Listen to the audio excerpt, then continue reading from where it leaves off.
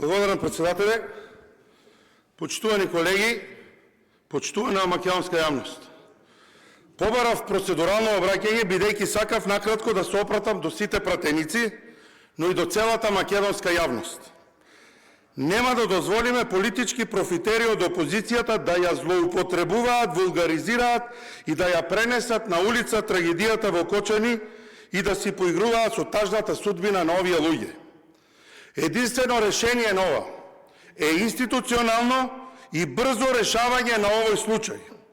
Затоа работиме и ние како пратеници, и министерот кој што го повикувате, но и оваа влада.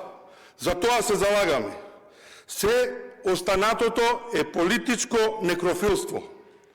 Единствено решение е институционално и брзо решавање, ќе повторам повторно. Ја информирам јавноста дека и вас пратениците воедно, дека министерот за внатрешни работи Панче Точковски во 14:30 часот во Министерството ќе ги прими и ќе оствари средба со семејствата на загинатите од трагедијата во Кочани, на која што ќе разменат информации за она што тие го бараат и што до моментов е се направено. Само единствено и така се решаваат овие работи.